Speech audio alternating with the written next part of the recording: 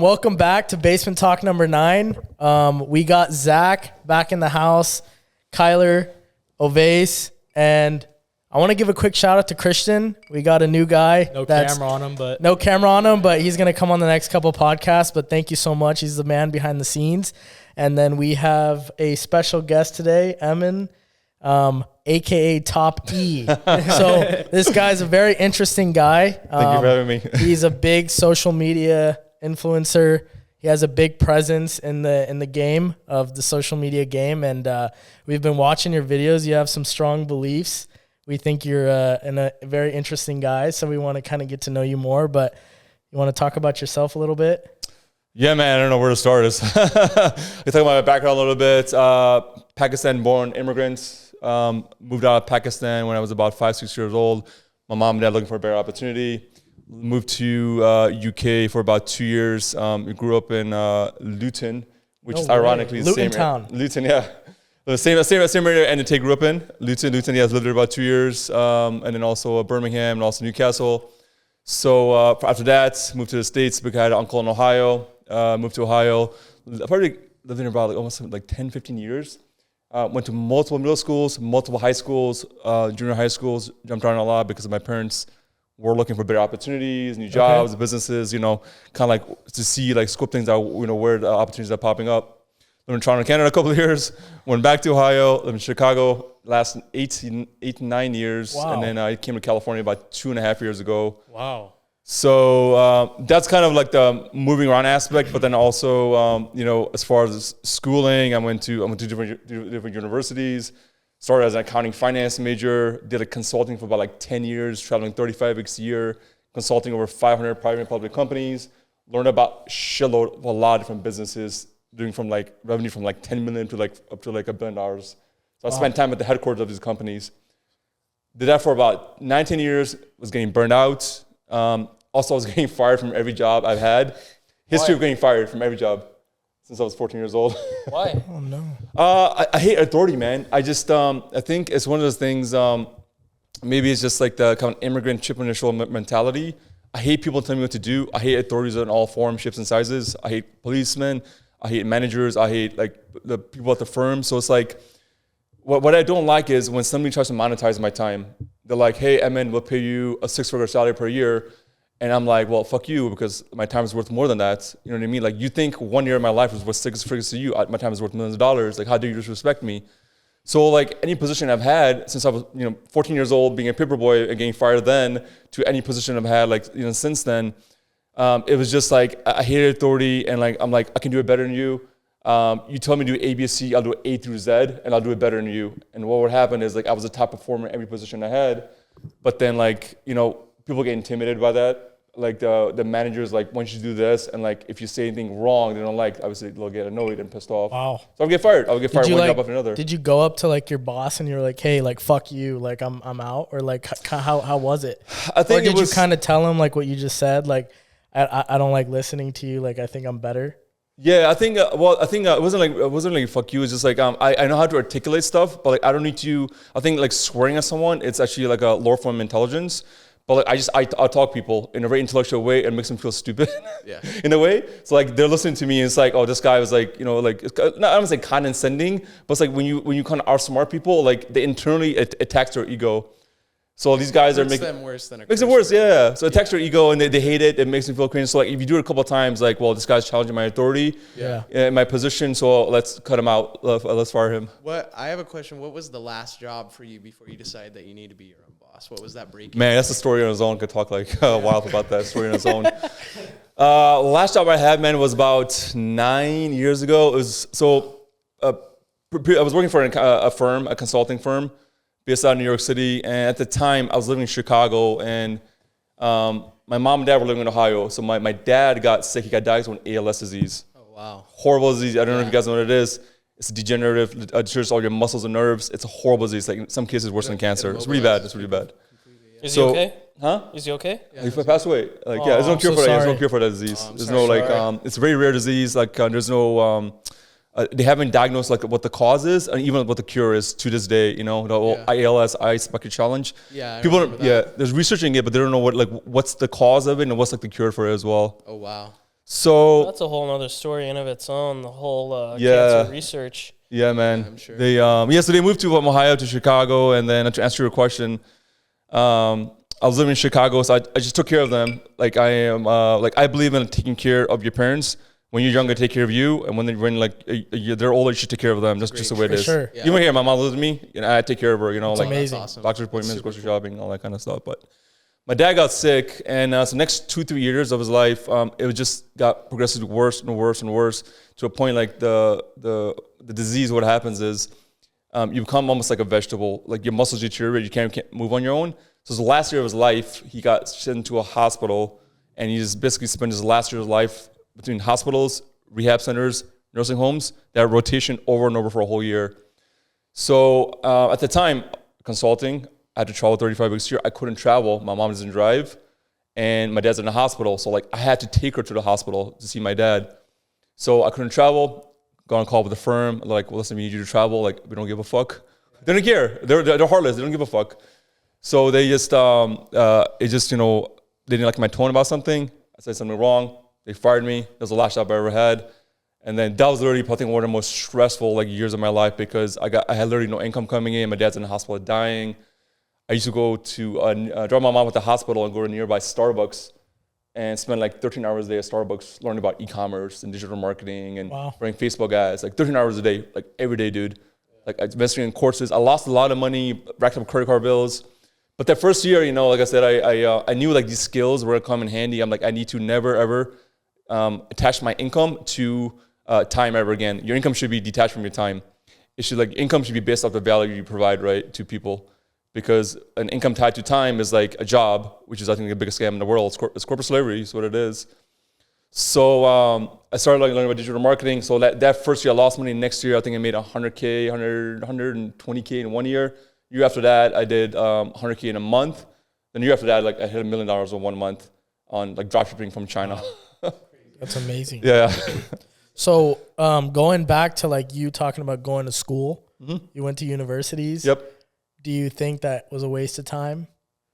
Yeah, man. So I went to 3 universities. I was a computer science major, then I switched to accounting finance. I think the whole collegiate university system, I think it's a business in itself. Yeah. I think 95% of stuff you learn in school, you never ever utilize. Yeah. The Pythagorean theorem or quadratic formula has never helped me in my life and never will help me in my life. I think most of the money, like it basically, I think have normalized the entire like collegiate educational system where parents and society thinks you have to go to this system and then like maybe you get a chance maybe to get a job, $40,000-$50,000 a year. It's a big scam. I agree. It's a big scam. Yeah, I agree too. It's a big I think it depends though on what kind of job. Like if you're trying to be a doctor or specialties. You're talking about specialties. Yeah, there's probably like a 4, 5, 6, 7 maybe specialties. there's some finance jobs. Some finance jobs too, But yeah. yeah, but ultimately, it's for me at least. Just to touch up on what you said, it's if you're going to go to school, and I've mentioned this in our other pods, a doctor, a lawyer, or any type of engineer, then sure. But you know, if you're going to go to school for business or anything of that sort, there's no point because. No. Like you said, it's a scam. You're wasting 4 or 5 years of your life to come out and make 40, 50 grand a year. Whereas if you started in the beginning, you would have had a head start on everyone else. And we have a ton of viewers that watch that are in college. I think a lot of our viewers are in college. So, I mean, and not to discredit college. Like we said, there's a few like things that you can do that's great with going through college. But I think what you just said about you going to school but not having the Dude, I was almost a straight A student too. I was almost like a 3.9 GPA. Straight Ohio State to my university. It just going to Starbucks every single day or what you did when you were kind of grinding through learning yourself. I think as a human, you have to have that inner urge to go and learn something yourself, to go and be successful because now you made $1 million in 1 month.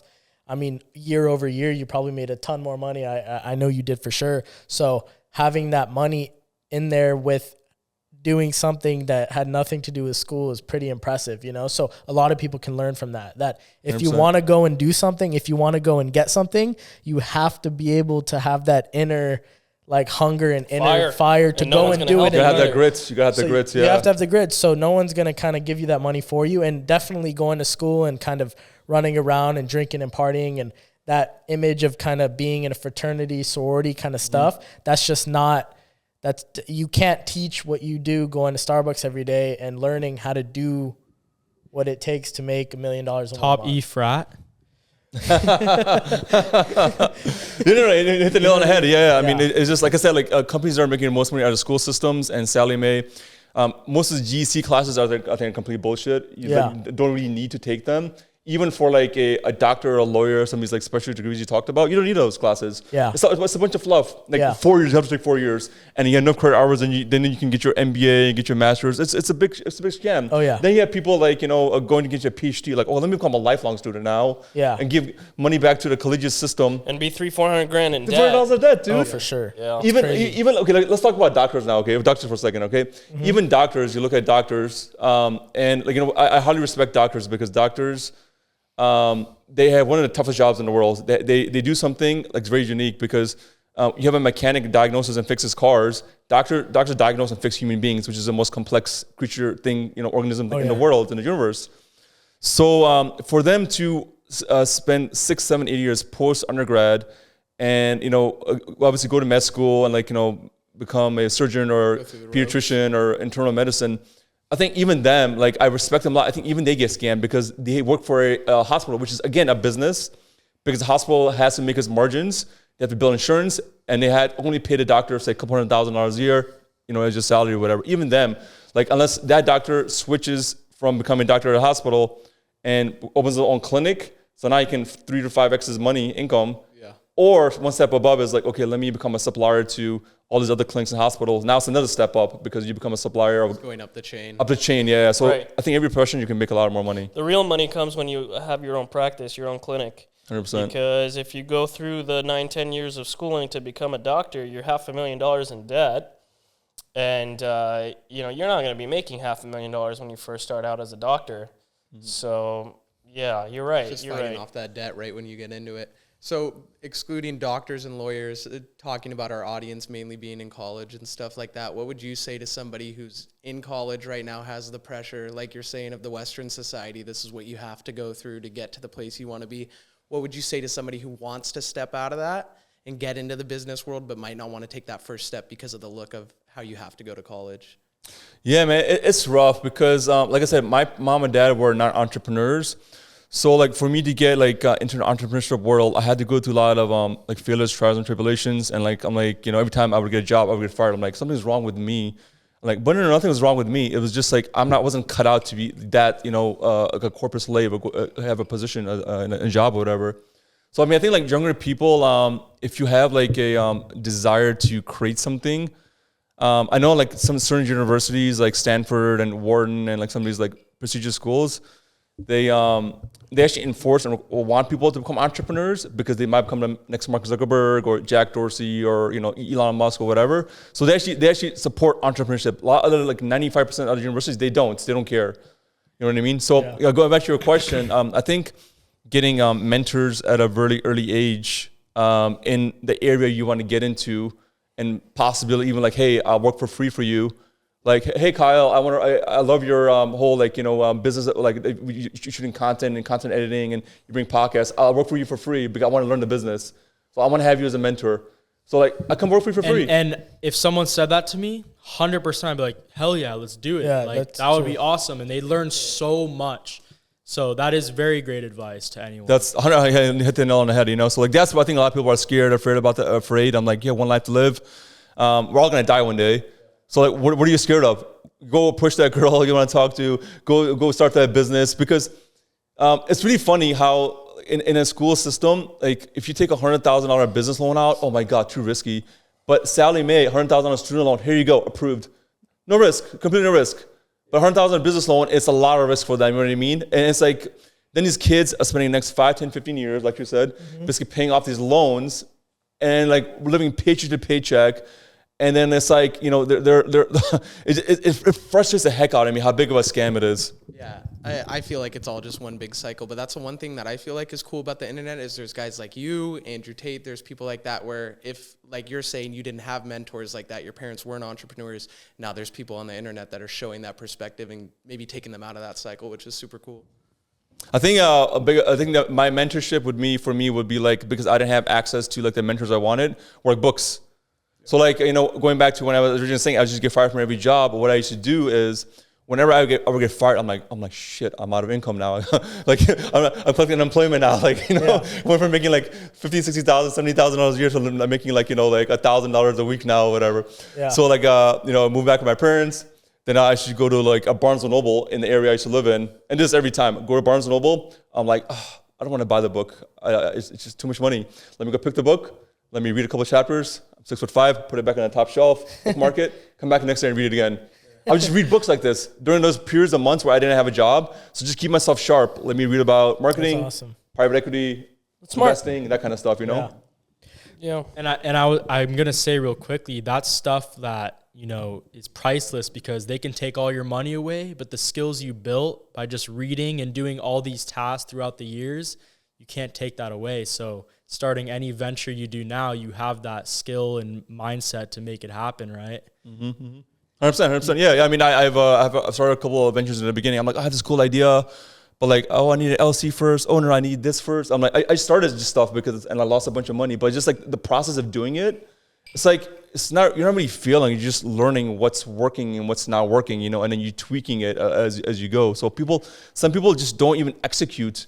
And the worst decision you can make is non-decision. And people sit there and they think about stuff and like they don't take any action, which is a really bad decision. When you take action and you figure out, okay, this is not going to work for me, this is going to work for me. And you figure out like the 80-20% rule, right? Like the 20% of actions you do will result in 80% of the success that you have. That's literally what it is. And just to touch on it real quickly, what is like your current main thing you're focusing on right now and building? I'd love to talk about that. Yeah, 100%. I have a couple things going on. I saw my consulting company I have. It's pretty automated. Sometimes I get deals that are like worth my time. I'll jump on these deals. So that's like accounting, finance related stuff. I have an Amazon automation company. So basically, with the Amazon automation company, let's say somebody has a job or another business, they don't want to start Amazon. So what we do is they invest capital. We have a couple of different packages ranging from $25K to $35K is a management fee. Let's say you open a McDonald's, right? Like you have to put in a franchise fee, right? Or like a couple $100,000 or whatever the fee they have just to get started. So you're basically investing into a done-for-you system inside a franchise. So now take that and put it on with the Amazon business. We're actually doing all the work instead of the person investor. So they invest into us. They give us money for inventory. We have a whole list of pre-approved suppliers. So what we do is we're not creating brands. We're basically reselling branded items that we have exclusive contracts with.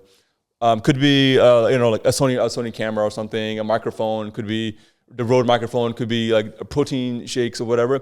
We're able to buy large bulks of items at a discount because of the volume we buy. We have a warehouse in Florida. We put the inventory in Florida. Clients invest with us. We'll take that inventory, put it on a client's account, and depending on how much they invest, we can help them get whatever goal they're trying to reach with sales and profit. So that's one main business we have.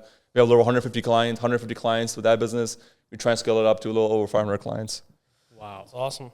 That is really cool. I actually worked with a client that does something very similar, but the done-for-you model is untouchable in that. Yeah, so we're actually trying to duplicate that across like Airbnb and a couple other models as well too. So like we're figuring out what the business is, and we're able to like just model it and systemize it. Like, okay, it's working.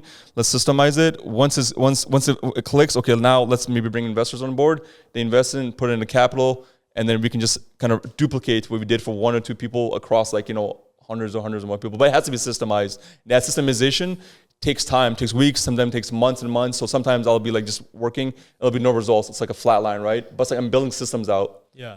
And once the systems are built out, then okay, let's like get capital into the business, and then let's skill the shit out of it. Okay, first of all, do you like the color blue, right? I love blue, man. It's my favorite color. No, I just wanted to say that. I've been like wanting to say that, but no, I was gonna say. So, I'll tell you why I'm asking you this. You're called Top E. I was just gonna say that. And there's a Top G. Yeah. Which is Andrew Tate. Like, do you ever get like hate for being like Top E? Because I just took a girl out on a date last week. She's probably gonna watch this, which I don't really give a fuck. What's good? I think you're cute. I like you. I think you're cute. But no, she was like fucking hating on Andrew Tate. Yeah. And like I know you have the same beliefs as Andrew Tate, and you're the Top E. So like, do you ever get hate like for your beliefs? Like on social media or like in person, do people see you and they're like, oh, you're that guy that like we saw like on an Instagram short or a reel that like, do you get that? Or like, is there a story of that? Okay, so well, first of all, like he see me. I have hair. I do have hair. So I went to back in March. I went to Mecca, Saudi Arabia. Okay. So I did the Muslim pilgrimage. It's one of the sacred things we do, like being a Muslim. I mean, you know about this, right? So one of the biggest things you can do. The biggest thing, I mean, it's 500,000 people there every day, every single day, 365 days a year, going around. It's beautiful. I remember watching your stories. It was crazy. It's the first time there. It's like show me some videos. It's the most expensive building in the world too. It's beautiful, man. Just the first time going there. So like I'm like, man, I'm like in my 30s, and like so we obviously when you pray, 39. Okay. I turned 39 like a couple months ago. So we pray towards a certain direction. We pray towards Kaaba, and like entire life. So wherever you're in the world, you pray towards Kaaba, where Mecca is. So to actually go there and see it in person, it's a very emotional experience. Because you're like, wow, this is the house of God right in front of me. It's literally 500,000 people here every single day. Just like it's beautiful, right? So as part of the Muslim pilgrimage, when you finish it, it takes a couple hours. Then at the end of it, you're supposed to shave your head, which is like a symbolism of like you reborn, rebirth.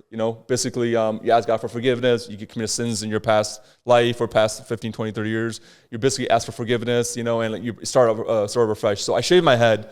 And I was like freaked out. I'm like, oh my God, my head's gonna look, my hair or whatever. And like I shaved it and like actually looked really well. People started commenting, like, dude, you look amazing. You look like Top E. Like Top G, Top E. They're gonna call you Top E. So like since then, like they've been calling me Top E. I just kept my head shaved and I love the look. It just it looks good or whatever. It started after you shaved your head. Yeah. Oh, nice. So he's like, dude, you look like I'm like 6'5". You're tall. Like from the back, you look like Top G. Like you call you Top E. Yeah. So I started calling Top E. I just went along with it. You feel like that was a little bit of a confidence booster at the time? Yeah. So I mean, I saw. Yeah, I've been watching it. I was watching his videos too, and like initially, I actually did not like the guy. Really? When I first saw him.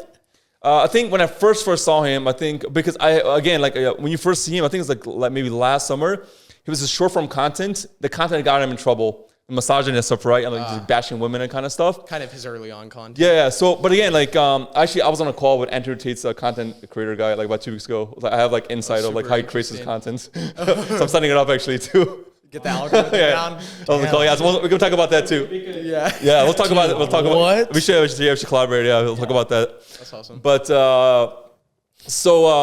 what happened was I came back from Mecca. Obviously, my head was shaved. I'm like, it's just easier. Let me just not shave my head again instead of paying for a haircut. No more haircuts again. In case I go bald too, I don't worry about baldness as well too because I have no hair. It's okay. Yeah. So Top G, Andrew Tate, stuff he was saying was a bit controversial and like some stuff was rubbing me the wrong way. But when I started digging into his content more, his short form content is controversial and it's taken out of context. And that's what got him in trouble and the hate you're talking about. For sure, yeah. The women and stuff, right? Yeah. Like the girl. Yeah. Because they watch 2-3 like reels. And they don't get the full conversation. You got to watch the 3-4 hour podcast to really understand what it is he's trying to say. Exactly. The guy's a very smart, articulated guy. He knows what creates clicks and what creates controversy. It's that 20% of the content that creates the most controversy. He knows how to get under people's skin. And like what he did is like his whole like content setup is like he has 150,000, 200,000 people in his university. So what he does is he has a whole library of content. I got in, I saw it like firsthand. It's a whole library like of car content, girl content, house content, hang out with the boys, and controversial content. So what they do, they have hundreds and hundreds of people, affiliates, who go in and they take his content and they chop it up and keep on pushing it out across thousands of accounts. He gets banned, new accounts pushed out. Every one of his accounts has an affiliate link back to his university, and every time somebody signs up, they get a commission off of it. So he went to jail, he came out of the jail richer because the content was continuously still getting pushed out. It was pushed a lot when he was pushed in jail. out, yeah. So like that's why he knows the trigger points, and that's why I support him. But when you watch his long form content, I'm like, dude, this guy is so smart. Oh yeah, he's so persuasive. He's like on point about stuff, and like 95% of stuff like I agree with, like and like most people do agree with. And it's the girls like, oh my god, he said this comment about me. Oh, I fucking hate that guy. I'm like, well, yeah, like I'm sitting at a dinner, and again, she's gonna watch this. She'll probably never talk to me after this again, but I'm gonna say this because Top E's on. So there's a yacht pulling in. This girl likes boats. And as a joke, I'm kind of like, hey, what if like Andrew Tate was on that boat? Like kind of as a joke, as like this big yacht's pulling up. And she's like, what'd you say? And I'm like, oh shit. In my head, I'm like, maybe she really doesn't like him because I think this girl's cute, you know? And she's like, did you just say Andrew Tate? And I'm like, yeah, I just said Andrew Tate. And she's like, I freaking hate Andrew Tate. And I'm like, oh, like, I don't really watch that much of his stuff. Like, I'm not like a big Andrew Tate guy, but like, I don't know. Why do you not like him? And she's like, he says some crazy stuff about women. And she types in Andrew Tate says whatever about women on her TikTok. And she starts showing me on a dinner date. And I'm like, oh my gosh, like I watched all those podcasts and this is so like out of context. Like this is not what he was saying. It was insane to me. And I had to golf the next morning with Zach and Kyler around 6 a.m. And just so happens we went back to my house. We had a couple glasses of wine, you know, one thing led to another. She slept over and I told her that night, I said, hey, I have to leave the house by 5 a.m. And she goes, why? And I was like, oh, I got somewhere to be, you know? And I'm like, you got to leave by 5 a.m. And she's like, okay. So she asked you to leave, or you asked her? She did. She Okay, has to go. Okay. Because I got golf in the golf morning. stuff. I love With the golfing. boys. Yeah, with the You can't, boys. yeah, you can't miss So- that. The boys are All those boys, bro. Boys first. So I'm laying in bed and she's next to me. We're just kind of hanging out and YouTube short comes on and it's Andrew Tate. This guy's sitting there like this. He's like, the power stance. he's like, you boys, you guys have to be mysterious with the woman. You have to tell the woman to leave at 4 a.m, 5 a.m, and not tell her why. And she's sitting there. She looks over at me and she's like, is this what you're doing to me? And I'm like, no, I'm not. And I don't watch Andrew Tate. Like this just short came on. It just so happened it was like that. But it was it was weird. It was crazy. Yeah. She's probably going to watch this right now or she watches the podcast. That's funny. Yeah. No, yeah, I just had to say it because you were on, brother. You know what I mean? But that was kind of something that happened to me. But it's just so crazy to me how like women like will take it such a wrong way. And totally everyone has their beliefs on different things. Like you could not like the guy, you could like the guy, but it's just insane. And I know you're a big influencer just like him. You know what I mean? So that's why I was gonna ask you, like, you've probably had some crazy stuff, especially shaving your head. So people are like, oh, and you're like kind of like the same height as him too. Yeah. Do you go to the gym? Yeah, I work out religiously like 15 years, bro. Yeah, I'm like. That's awesome. Are you a 4 professional days a week. kickboxer as well? Kickboxer. I played basketball and a bit of baseball. Yeah, not kickboxer. I was gonna ask you, do you? But yeah, I religiously train, bro. I'm so strict about like my training and like You should be. You should be. Yeah, should be. Because I mean, if you have somebody in front of you, like say a salesperson, right? Like what I see people like if you have a God-given handicap, you cannot make fun of that. It's wrong. But if you make a choice to be a fat fuck, be out of shape, and not take care of yourself, it's disrespectful to yourself and the people around you and your girlfriend and everybody else. You should be taking care of yourself. That goes both ways for women too. Yeah, it goes both ways. I don't like how women are being praised for being fat models ridiculous. now. Oh, like Lizzo? Yeah. We got Christian in the bullshit. back shaking his head. You guys can't see him. It's factual. Our boy. You yourself, you're a walking brand. You're a walking brand. And like if I have two people in front of me and one's like out of shape and fat, and this person's in shape. So I'm like, this person takes care of himself. He'll take care of me, and the service he's providing me, and the product too. Because it's difficult. It's difficult. And it has to be difficult. It has to be difficult. And I see these models now that are fat, okay, and Chungus. yeah, they look like fucking hippos or whatever you want to call them. I don't think that's Accept me for who I am. I'm 400 pounds. Right, I have three kids. You know I'm what? 400 pounds. I'm a guy who's 6'5". You I'm and a guy with $1 million. We went to the Nike store after we had food in LA. Yeah. And I saw a fat mannequin dressed in my gosh. double XL bullshit. Well, we were in Glendale. This is a normalization we can talk about in Western. And normalization. this is the norm now, and I was just so upset to see that. Like how is you know?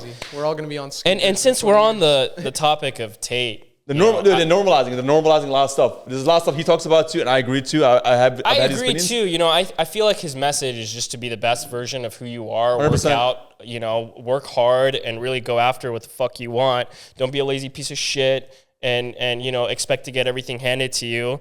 And the short form content that he says about women and how men are there to provide and protect, that's all true. I highly recommend everyone to watch his long form content, because I have a lot of friends, like close friends of mine. Oh, I can't believe you like Andrew Tate, blah blah. And it's because they're hypnotized by the media bashing his name because of a 4 or 5 second video that they see. And the media is garbage too. Let me get started with the media. Media's trash. CNN, like BBC, all trash, bro. It's all part of the system. All trash.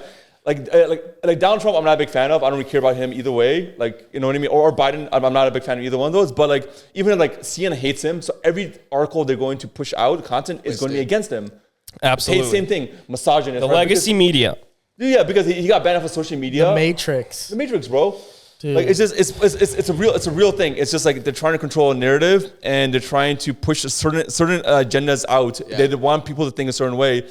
And like, then you got like things like the Kardashians, like a girl who got popular for sex tape. First of all, she got popular for a sex tape, and her mom pushed it. So like now they're at a level of status where all they're doing is being passed around by rappers and celebrities. Yeah. Everything's 6 months here, sexualized, but that's okay. That's okay in society, right? Like, those are role models, right? Lil Nas being fucking a gay devil is completely okay. That's normal in society What's as well. that too. guy's name? Like, who jacked off in the airplane? Are you talking about the director? Yeah. People are jacking off in airplanes. Bro, I was literally talking about him earlier today. Yeah. Yo. The director. We were literally talking about him earlier today too. I was talking to my buddy about him too. It's disgusting. Dude. Wait, like on the seat? No, no. Some rapper Or like in the restroom? Christian, Homie wanted to Do be you the know Mile High Christian? Club on his own, or No, Christian I'm doesn't know. pretty sure it was Designer, the panda Designer. guy. Yeah. Panda. That was crazy. But yeah, it's just, the world is crazy. And then also R. Kelly.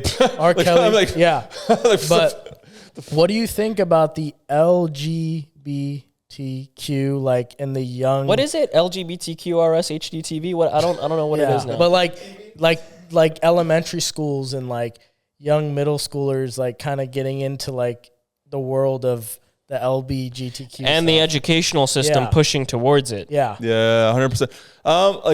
Just to make a disclaimer, I have nothing against gay and lesbian people. I have nothing against that. Me You know what I mean? neither. There's people in even like in Saudi Arabia and like Dubai. I have nothing against them. that, yeah. I mean, they're cool people. I have nothing against them. But I think the issue happens is obviously like the L and the G was scrunched in together with the other like garbage that's in that same sentence. It is.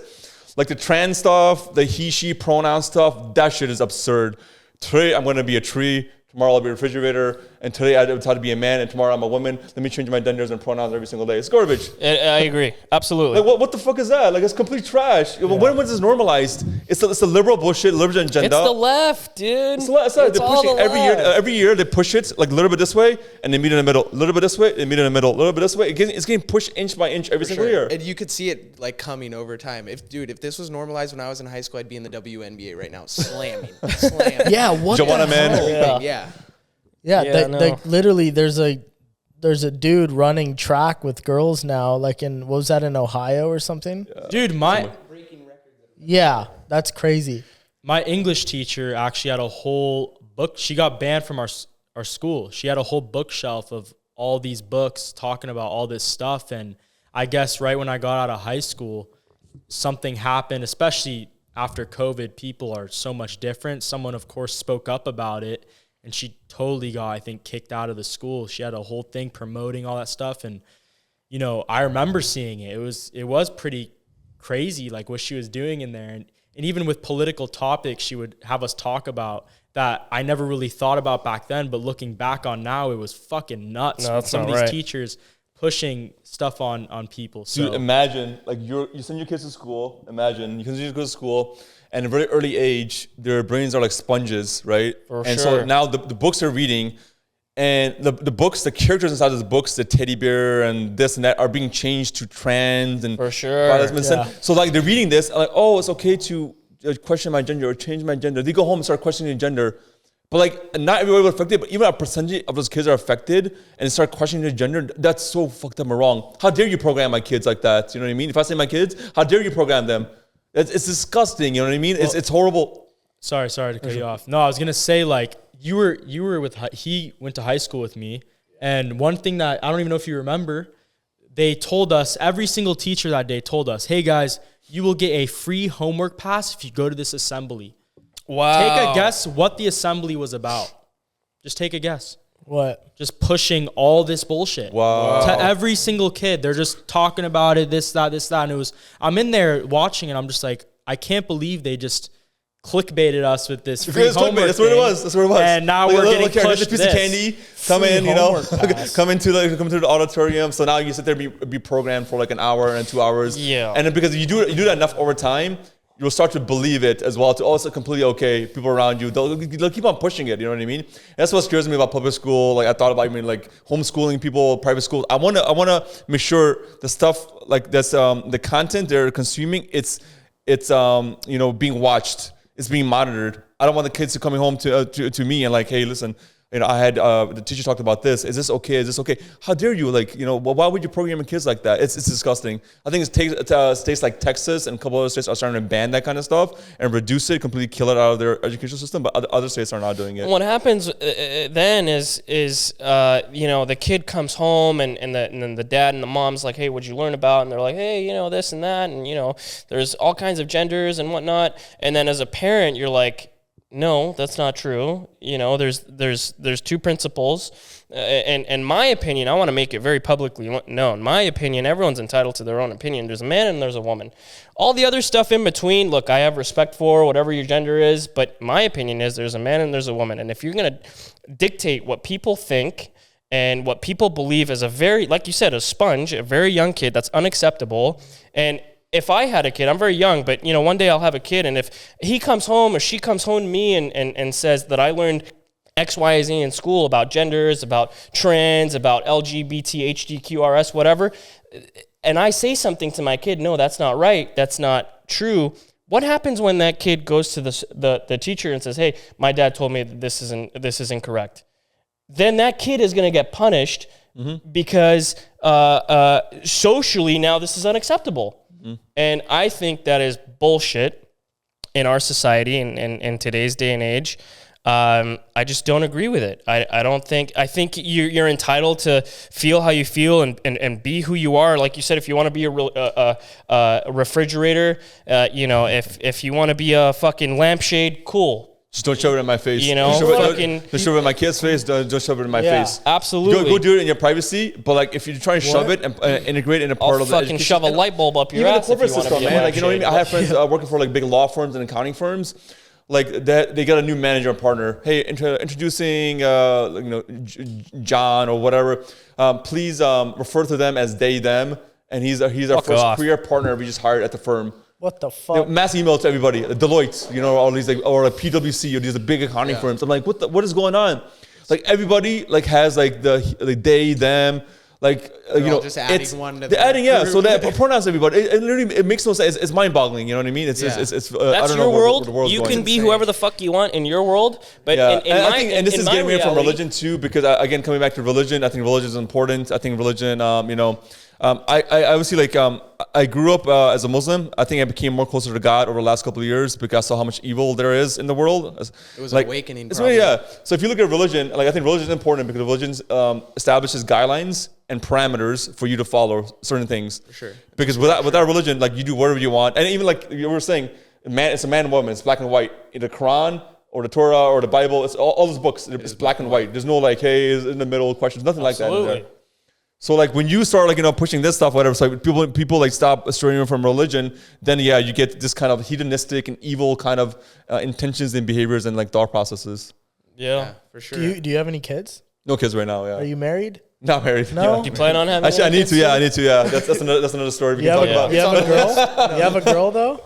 I did, not anymore. Oh, it's gone. no. What happened? But so like I obviously I have certain views and like things about things. So like for me, like let's talk about women again. Like the whole like Yak story you were talking about to the both stuff. here's the difference between men and women. Men, you know, not to be disrespectful, men will spend their whole life building assets, building up their wealth, house, cars, that kind of things. And then they'll DM a woman, and a woman will get instant access to everything he has automatically. Instant, hey, DM, you're pretty, instant access. Come to my yacht, come to my party, come to my restaurant, instant access to everything. That's so true. It's true. So like the instant access, and then if they like each other enough, they get married. And now at one point, you know, she's basically stepping into life. He's providing obviously the money, the funds, the lifestyle. At some point, she's like, I don't like this anymore. She hits the eject button.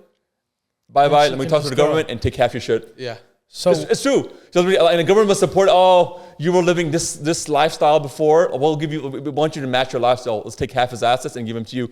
It's against the man. The man literally builds his entire life, building his assets for a girl to take it away. So that's why I choose to be single until I find somebody who does, make sure it's not gonna screw up my life. Because I'd rather be single, it's completely okay.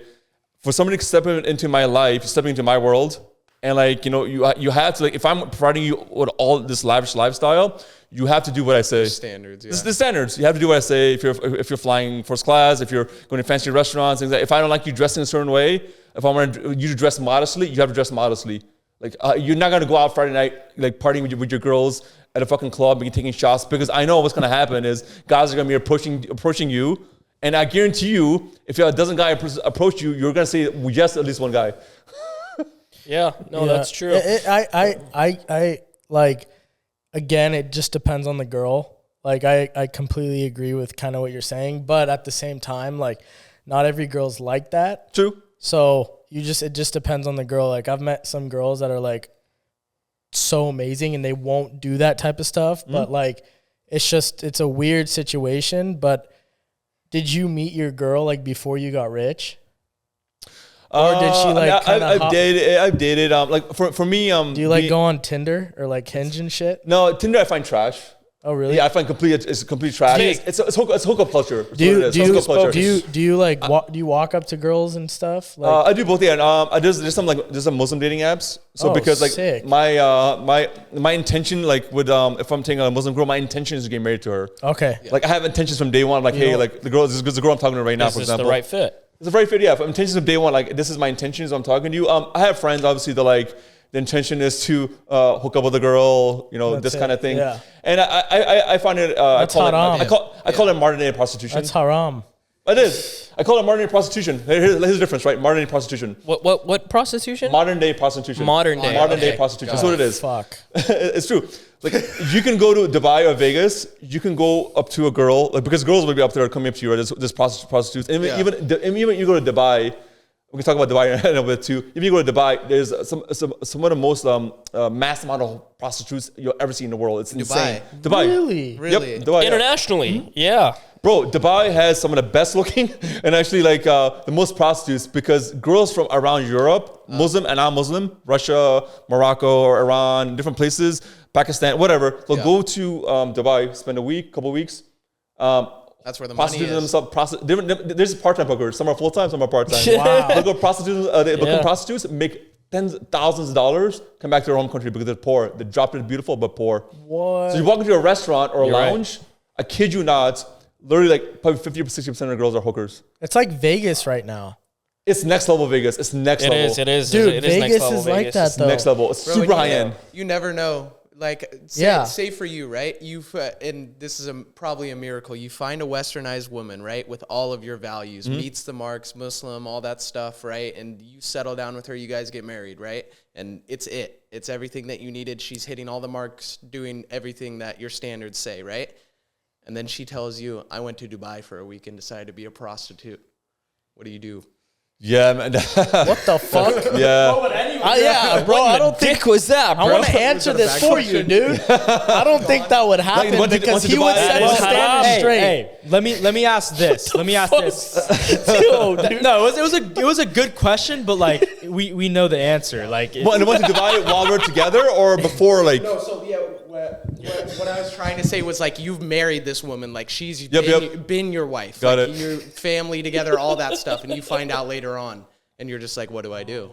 Like that type of situation. Well, again, like no, the whole prostitute thing. She like during marriage, like before. No, yeah. So this was like prior to you Prior. dating, like she had hicks up in her past. Yeah. That's a good question. No. Actually, that's a good question. It's actually not a black and white answer because you don't know their situation. Okay, going back to my original comment about marketing and prostitution. Let's talk about that for a second. And then answer your question about this too. Sure. Okay, let's talk about that for a second. So when a guy takes a girl out and with the intention of, hey, I'm trying to take her out to dinner, and then also I'm trying to just get into her pants. Yeah. That's his intention, but the girl doesn't know that. She's like, okay, he's a good guy. He's trying to maybe be a gentleman, take me out to dinner, blah blah blah. But his intention is different. It's clickbaiting. It's clickbaiting. Yeah. It's clickbaiting, like we were talking about before. Clickbaiting. I call that marketing and prostitution because you're indirectly paying for sex. You're taking it out, massaging her, taking her out to dinner, drinks, just to have sex with her. The expenses are just not direct. It's direct, yeah. Versus going to Dubai or Vegas or China or whatever, and like Hong Kong. I'm like, hey, this is 1,000. You've been there or what? I've been there, yeah. Oh shit! I've been all over Asia, dude. I mean, and Thailand too. Hong Kong. Oh, bro. Oh my. Okay, I misunderstood. No, Hey, but you've been there too. You've been there too, right? I've not been there. Okay, no, bro. My buddy at the office, he goes there like every week. Yeah, dude. I don't know what it was. I'm like, you been to China, Hong Kong? He's like, no, Hong Kong and Tijuana. I'm like, what is that? He's like, oh, you don't know about it? I'm like, no, I have no idea. What are you talking about? I've never been to Tijuana. Dude, when you said that, I just like like Hong Kong, like China, Asia. Yeah. Yossi watching's freaking out right now. Yeah, we got a Hong Kong fan. We got a viewer that goes to Hong Kong every day. Yeah, that's insane. Yeah, dude, but if you go there and it's like, you're okay. They're like, well, this act is going to cost this much. Here's it. Transaction done. It's done. Yeah. That's literally direct versus indirect prostitution. That's what it is. So now going back to your original other comments. Now, if I find out a girl, she did this, and like, let's say she came from like a really poor past, and she's like, I can't find any income. Like you go to some places in Turkey, right, in Morocco, they're poor, and they can't find any income. They have no guy. Maybe dad died. What do you do? Yeah, like I'm going to do like the sexual activities. It's a rough situation. It's actually in our religion. There's actually a whole a story about this too. It's actually a true story. There's a girl who was like a prostitute hooker for like years and years, almost like a decade, sleeping with like 100 guys. And because she did it out of like, it's really disgusting and dirty, but she did it out of necessity because she had kids and she couldn't find any source of income. So she did it just to make money. And then, but she was not Muslim, but then she converted to Islam. And what happens in our religions, if you convert to Islam and you basically accept God, God forgives all your past sins. Yeah. So to answer your question, if it's situational, I can't be like, no, like screw you or whatever. I would have to look at the situation. If there's like something genuine, if it's genuine and like sincere, and there's a deep reason, like we sit across each other and lock eyes, and as a deep reason, I might actually forget that. I might let it go. Yeah, and if it aligned with your moral understanding at the time and stuff like that. So it's situational. It's not black and white. Yeah, it's not situational. For sure. Yeah. Well, what I was gonna say too is like, because I was gonna lead off that a little bit because I thought the question was. I didn't understand your question. I didn't get the background on that. We talked about this before on, I think it was our first podcast. Yeah, it was our first podcast. Yeah, you probably even know where I'm going with this, but what do you think about a girl having a guy best friend? Ooh, good question.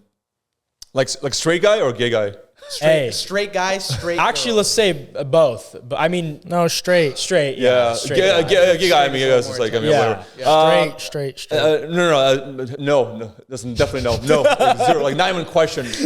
You need one. You got me. Toppy. Why do you need another subscribe? If I'm providing you the life that you want, why do you need a guy friend? It sounds like a fuck buddy to me. Yeah, that's what it is. What it sounds like to me is like, okay, if me and her have an argument one day, and if we will for sure, because no relationship is perfect, right? Any marriage or relationship, a girlfriend, boyfriend, it's not perfect. We're gonna have an argument, and that day you're feeling sad and you feel like shit. You're going to go to your friend, and you're going to sob on his shoulder, and then 5 seconds later, you're gonna be unzipping his pants. That's what's gonna happen. He's gonna pull his cock out.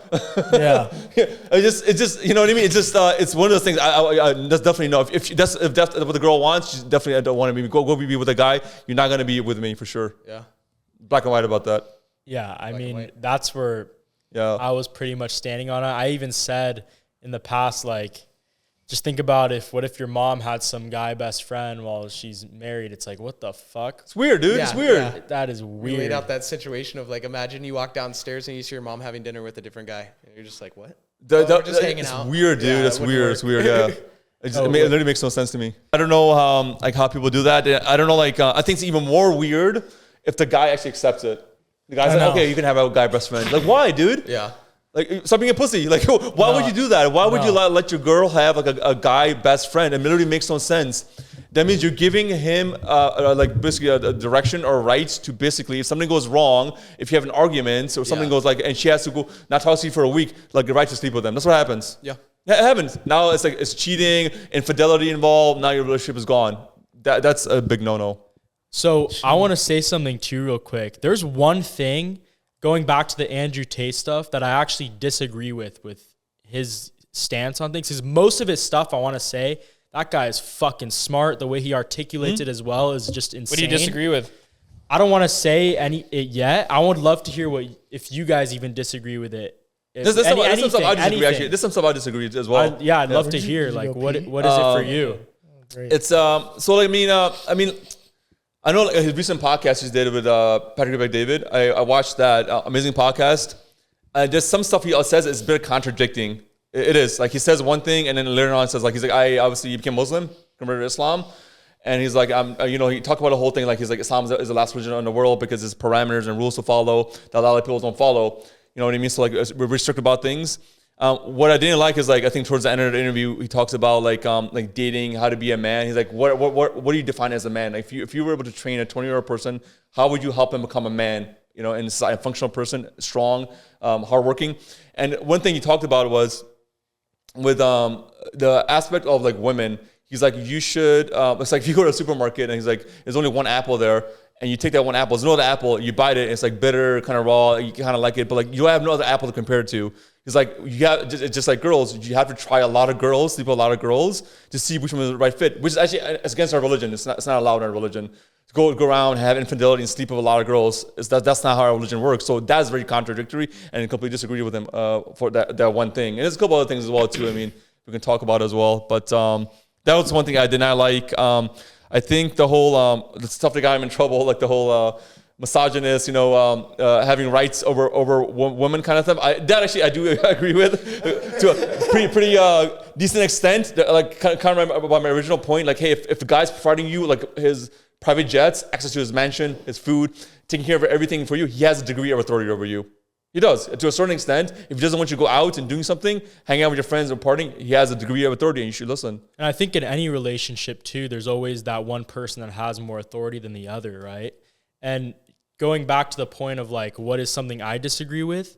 Generally for me, if I'm going to be loyal to someone, I want them loyal to me. But I remember seeing clips of Andrew just talking about like him having multiple wives and that kind of situation. That's not something I'm too into. Of course, it would be dope, but I'm still. It's just like I wouldn't do that. Has he said that? He said I he's think had he multiple has wives? said something along the He lines. did say that. Did he? Yeah. And He that's said What? something I definitely like What did he disagree say? with. But Multiple girls, like getting with multiple girls. getting with multiple Having girls is multiple different, wives. but Having marriage, multiple wives. marriage. Well, so a good point. That's a good point. So let's go back to our religion. So actually, I think so. In our religion, part of Islam, you're actually allowed to have up to 4 wives Oh wow. in part of religion. But Four? here's the 4 wives. 4's the max. 4 is the max. 5's haram. Yeah, 5's haram. one too many. 4.5. 4.5. Like a short girl. 4 in a refrigerator. Okay. I should change my religion. 3 feet, 4 feet tall. Hey, he wants to convert. But there's a stipulation. There's a stipulation. Hold on. There's a stipulation that if you have multiple wives, you have to be able to treat every one of them equally.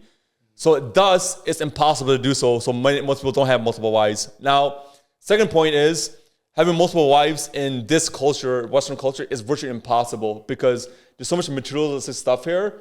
The cars, the mansions, Gucci, Kardashians, people, these girls are getting programmed to like, oh my God, I need to be treated a certain way. So one guy is unable to sustain 4 wives here. It's impossible. Now you go to overseas, let's say you go to Saudi Arabia, which is a very simple life, and I was there in March. And overseas over there, it is doable because like around Mecca, right, that whole area, it's just they keep out any type of stuff that's considered haram, like clubs, drinking, none of that. It's very simple life. So over there, I went to a couple of supermarkets. I talked to a couple of guys. Like one guy's went to the jewelry shop. He's like, brother, are you married? I'm like, no. He's like, I have 2 wives. And the guy's like, see my friend? He's like, he has 4 wives. He's laughing at me. I was like, you speak Arabic? I don't. I can read Arabic, like Quran, but I'm Pakistani, so I speak Urdu. Urdu. Oh, Okay. nice. But so over there, it was able to work because life is so simple. There's no distractions. Everybody wakes up, they have a little business job, they go pray 5 times a day, go to the mosque, they're going back home. It's no distractions, no Lamborghinis, no like fancy houses, Kardashians, none of that stuff. But so they over still there, have that out there. They still have it, yeah. Yeah, for sure. Yeah, so it's sustainable over there, but here it's not sustainable. So that's why it's like, I think that's why Andrew Tate, I think his opinion about that, was because it was around that. I think that's probably one of the reasons he also converted to Islam as well. Wow, I think you're right about that. And like, would you do that personally now? Asking you. No, bro, I can't even handle one crazy bitch. like 4? Good answer. That's what I'm saying. 4? Are you kidding me, dude? No, dude. Yeah, no. It just well, okay. Here's another thing I saw. Going back to Dubai, right? When I was in Dubai, here's another thing. Another cool, interesting thing I witnessed was you would have these guys, and they're pretty like well loaded, like rich and stuff, and they would have a wife and kids. What they would do is they would have like a bunch of side chicks. And or 1 or 2 side chicks and drop a girl. Some are actually hookers. Isn't that haram? It is. No. It's what they do. They have side chicks, but they would marry them. Oh. So to make it look halal, they would marry them. And what they would do is they would basically just for pleasure purposes, they would have them on the side, but they would marry them. So it's like according to rationalize in their head, it's okay. It's actually not haram. Yeah. Under Islam, like rationalize in their head, okay, I married her. It's okay. I can sleep with her on the side and pay for her lifestyle. Pay for like apartment, pay for lifestyle, like go hook up with her and have your wife and kids over here or whatever. So I saw that stuff quite a bit over there. So realistically, that's against the Quran. It's right. It's against it. Yeah. So these guys, but the wives have to know about each other. Like they cannot be like, hey, I have one here and one there. They don't know about each other. They would all live together. Yeah. Okay. So do they have kids with like different one of the wives, or that's their choice? Or they usually do, right? Yeah, it's their choice. Yeah, it's Oh, their choice. wow. Yeah, you can. Yeah. That's wild. Yeah. And well, it's also another reason actually it happens why you can have multiple wives is what happens is like sometimes in a culture a girl will get widowed, or maybe she came from a really abusive relationship and she can't find anybody else. She's getting older, so like okay, go ahead. This guy already has a wife. Go and marry him, and now you have a guy to protect you, and you can live with him, and also if you want to have kids as well too, because that kind of stuff happens too. Yeah. That's another reason. Is that often? Does that happen often in the in that community? It's not. I think it's more like on like the guys who are much more like wealth because they're able to they're established and they're able to have multiple wives. But for the mass, it's not common. For the masses, it's not common. Can the girl have 4 husbands? No, it's okay to do the opposite. Yeah. Really? Oh wow. That's kind of unfair though. No. I wouldn't say because I mean it's the guy is the provider. The woman isn't providing. So like, what if the woman provides though? Because there's some rich women out there. No, and that's very outlandish. You have the people like the Ariana Grandes and the Kim Kardashians, and like those are very like 0.1% of people. Yeah, but still, there's some girls out there. Yeah, but what if they want 4 husbands? I mean, I know it's your religion. I think in the Quran that's considered haram. It's considered haram. Really? It's haram. It's haram. Well, because I mean, like the girl, like if you have a daughter, right? Yeah. Compared to a son, your daughter has a sense as a purity. You're trying to maintain that purity. Okay. She's your princess. Of course. You're trying to maintain her. Compared to a boy, if your son go bangs a chick, like hell yeah. But like if your daughter did that, you'd be like who the fuck is the guy? Yeah. I'm gonna talk to him right now. It's a sense of purity. You know what I mean? So if a guy has multiple spouses and multiple partners, it's considered disgusting. Yeah, but I wouldn't want my daughter to know that her husband has 3 other girls. That's what I'm kind of. Well, that's why we live in the Western society, and that's not the norm here. It's not the norm. It's not the norm. Yeah, it's not the norm. Yeah. What is your view on stay-at-home men and women that work and provide for the household in Western society? The woman works and the man stays home. Mm-hmm. Like he's changed. Because that happens more often than not down nowadays. Especially Orange County. Yeah. I think a couple of me and Kobe's neighbors are like that, to be honest. Yeah. I mean, I'm looking for one. I'm just kidding. Any sugar mamas out there? Yeah. You know? I mean, there's actually specific websites for that kind of stuff. There's literally websites, right? I mean, there's websites for like if you want to have an affair. There's for cougars, sugar moms. There's websites for that kind of stuff. We you should can find we should talk about that. arrangements. You can find arrangements. I think we should talk about that off camera for sure. Yeah. There's arrangements. No, it's common. For the girls to stay home and the guys to stay home and a girl to work. I mean, I always believe like the man should be out there and hustling and grinding. Absolutely. You know what I mean? He's got like he's a man for a reason. You know what I mean? Absolutely. Like Adam and Eve, like the girl came from the guy's rib, not the opposite around. That's just the way it is. Like, that's the way that the world was born. It's just like as Adam and Eve, and the girl came from as a part of his rib. So like I think the guy should be out there and providing. But I mean, if the guy chooses to stay at home and she's maybe a celebrity, you know, or something or whatever, and like he wants to do that. I mean, that's the choice. I don't really have like I guess a hardcore strong opinion about that. Yeah. I wouldn't personally do it because I just have a bit of a hustler mentality, like hustle. I want to bring the bread too. If you want, I do support like the girl also bringing home bread. We bring home bread together. We build an empire together. Heck yeah. I'm all for female entrepreneurs. I support female entrepreneurs. You know. What would you do like if you were at work all day, like your job now, consulting and doing a bunch of work, and you were like chilling on the couch or like laying in bed, and then your girl comes home and she like says, "Hey, get up and go do the dishes." What would you say to her? Oh, go do dishes. Would you like after like a long day, like it's like 9 o'clock at night and she's like all pissy and she hasn't done shit all day but spend money on Gucci and shit? Oh, she's at home, basically spending your money, and you came home from work? Yeah, and then she like, asked you to do the dishes? Yeah, what would you say? What would you do? Yeah, well, I mean, that's for a strike. Why are we all laughing? Well, I don't know. I'm curious to see what you would say. No. That's strike one. I mean, if you literally just like Strike one. that's literally strike one. I mean, if I'm providing for you, you're buying Gucci and shit. I mean, that sounds like a high maintenance chick. If like you can't even do the simplest task of taking care of the household that I'm paying for, that you're living in. Yeah. They can't even do that. That's considered strike one. So like, I mean, add another 2 strikes, you're out of the house. Okay. No, that's fair. Okay. I want to 360 switch topic real quick. You said at the beginning of the podcast that you did not like the police. Yeah. You're not one for law enforcement. Elaborate on that. Expand. I think it comes back to position of like authority. It comes back to that. Like, I hate somebody else having a position of authority over me because we live in a society. Obviously, the government, the IRS, there's different governments and systems are controlling us. Because if you look at society as a whole, society as a whole and like the government, it's a bunch of different systems and processes.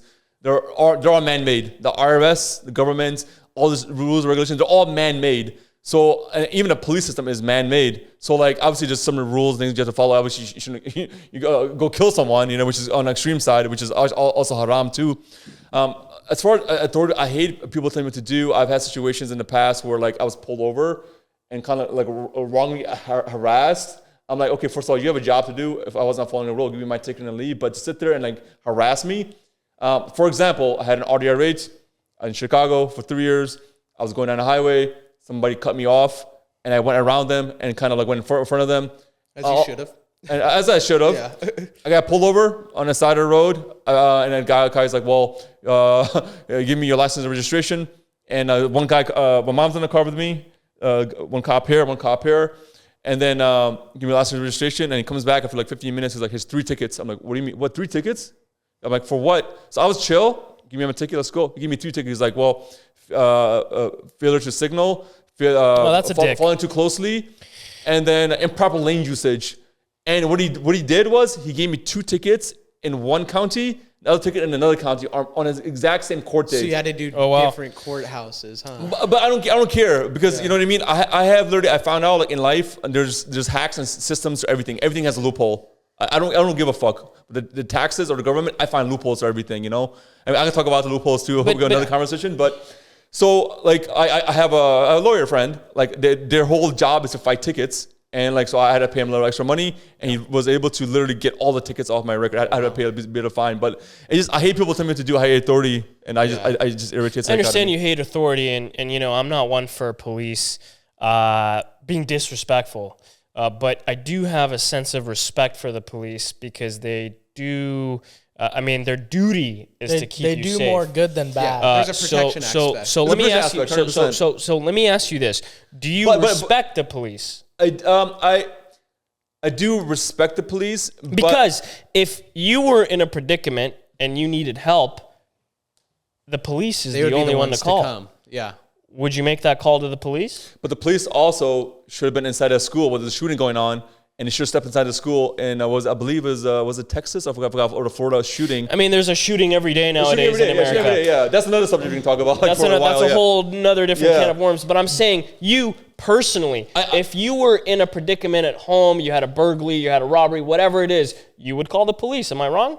I would. I'm a big believer in like having like protection. Yeah, protecting yourself and being trained to protect yourself and your family as well too. Absolutely, you need security. You need to be strong and powerful, but able to know how to use a firearm. A firearm too. I think So I mean, I think the whole police system, the whole I think there needs to be better training because to become a police officer, and I think as police officers, who are watching too, I think the amount of training they receive to become a police officer is extremely minimal. It's very minimal, and so there's situations where. I do think that not all police officers are bad, but the ones that do abuse their power. Yep. That's for sure. For sure, yeah. But you also have on the other side of the spectrum police officers and firemen and paramedics that do protect. 100%. Absolutely. No, 100%. I agree with you. 100%. I agree with you. Yeah. There's obviously, I think in any situation where there's a corporate environment, school structure, or relationship, there's going to be certain individuals they're abuse their power, right? Certain policemen, because they see somebody with a Lamborghini or fast car. Absolutely. And because this guy he's younger, he's half my age, making more money than me, he's gonna be pissed off. Yeah. Right. He's sitting in a cop car all day. Oh, dude, I've said some horrible stuff to the cops before, and he's like, how fat? He's like, where were you going? I'm like, to fuck your wife. Yeah. No way. Oh yeah, I said that. Fuck me. They can't do anything. I'm like, get the fuck out of my face. He's like, not threatening you. You're not threatening him or anything. I'm not threatening him. I'm like, get out of my face. Like, I was just give me my ticket and leave or whatever. Because he was harassing me. He was being obnoxious. I'm like, give me a ticket and just leave. But he was harassing me or whatever. You know what I mean? Like, I actually got a ticket about 2 weeks ago here in Irvine. I was going like coming from a hookah lounge, going 91 and 65, and then this cop pulls me over, and I'm like, oh shit. Cop pulls me over and like he's like, do you know how fast you were going? I'm like, I'm just I had to run home because I had to take a shit. I had to use the bathroom. So he got me a ticket. He's like, do you drink? I'm like, no, officer, I'm Muslim. I don't drink. He goes, well, just because you're Muslim doesn't mean you don't drink. I'm like, okay, I'm not Muslim. Like, what the fuck does that mean? You know what I mean? Like, just give me my ticket and leave. You know? He's trying to poke you. He's like shaking his head. I'm like, get out of here, bro. You know, just like it's just. People like to enforce their position and authority on you, and it hates me. It just gives me cringe. It makes me cringe. I don't like it. You know what I mean? Yeah. That's why I've been fired from every job, and I just don't like it. I feel like for any driven male, that's like a turn off for sure. Like is having somebody try and have. So you wouldn't call the police if someone broke into your house? No, you would. I mean, he wouldn't, dude. Look at him. I don't think he would. No. I think he can fight for himself. You're tall and you're big, but you know, I mean, I'm gonna have to disagree with you there. If there's a problem going on, you have to call an outside kind of force to come help. And and that's what they are. They're there to protect and to serve you. Believe me, I had a situation, dude. I grew up in Cleveland, Ohio. My mom, my dad owned a convenience store, and like the worst part of Cleveland, Ohio was really bad. Wow. My mom got held at gunpoint and robbed. Wow. You know, and cops did jack shit. Zero. Wow. Nothing happened. I've had situations where like there's been robberies, my car's broken in. Cops have done much. Yeah. Me too. I've been in situations. But you know, but again, like I do like cops do have a hard job for sure because they're sitting ducks, man. They're sitting ducks. You know, sitting ducks, my car's been stolen. I've talked about it publicly on the pod before. Police didn't do shit. They do shit. But hey, guess what? You know, because they have bigger fish to fry, right? Absolutely. They have murderers. They're looking for You're right. Thankfully, we live in Irvine, one of the top 2 services in the USA, so we're pretty safe here. You can leave your wallet outside, and like it'll probably most likely still be there when you get back. You'd be surprised. There's still some sketchy shit that goes on in Irvine, for sure. Yeah. They cover it. And it's we can talk about that too. Irvine Company, we can talk about that too. It's another story. And I think you guys are honestly both right about that, but I think the most fucking ridiculous shit is that defund the police stuff. Did we even? No, that's bullshit. I don't agree with that. Crazy. I don't agree with that at all. Crazy. Yeah. And my stance on defund the police is, like I explained to you, if there's a problem within the household, if there's a problem in the public and you need help, you're going to call the fucking police. Well, so to disrespect them and to say defund the police, that is a huge... I would say actually even extra fund the police. I would even say that. Give them more funding so they have proper training instead of 1, 2, hey, you have a pulse, here's 1, 2 weeks of training, here's a gun. Absolutely. Do this. I think they need better social and emotional intelligence. Like to attack somebody, put a knee on their neck, and like, you know, or like New York subway, like they're putting a knee on their neck and choke somebody out. There's certain things like they should have a little more tolerance about. That should not be happening.